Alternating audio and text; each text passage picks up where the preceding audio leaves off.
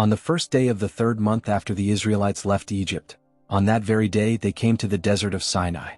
After they set out from Rephidim, they entered the desert of Sinai, and Israel camped there in the desert in front of the mountain. Then Moses went up to God, and the Lord called to him from the mountain and said, "This is what you are to say to the descendants of Jacob and what you are to tell the people of Israel. You yourselves have seen what I did to Egypt, and how I carried you on eagle's wings and brought you to myself.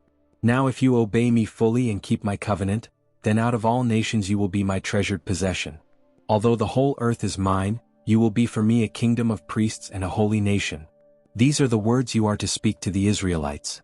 So Moses went back and summoned the elders of the people and set before them all the words the Lord had commanded him to speak.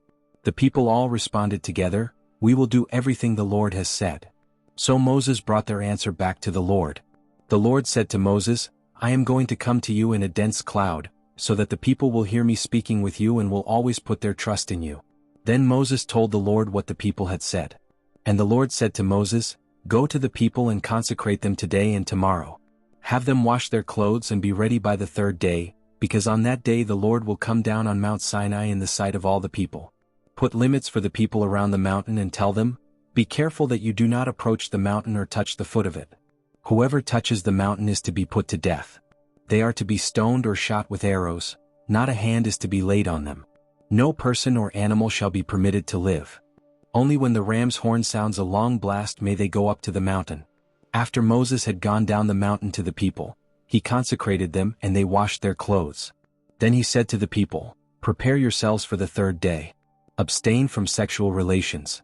On the morning of the 3rd day there was thunder and lightning, with a thick cloud over the mountain, and a very loud trumpet blast. Everyone in the camp trembled. Then Moses led the people out of the camp to meet with God, and they stood at the foot of the mountain. Mount Sinai was covered with smoke, because the Lord descended on it in fire. The smoke billowed up from it like smoke from a furnace, and the whole mountain trembled violently. As the sound of the trumpet grew louder and louder, Moses spoke and the voice of God answered him. The Lord descended to the top of Mount Sinai and called Moses to the top of the mountain. So Moses went up and the Lord said to him, "Go down and warn the people so they do not force their way through to see the Lord and many of them perish.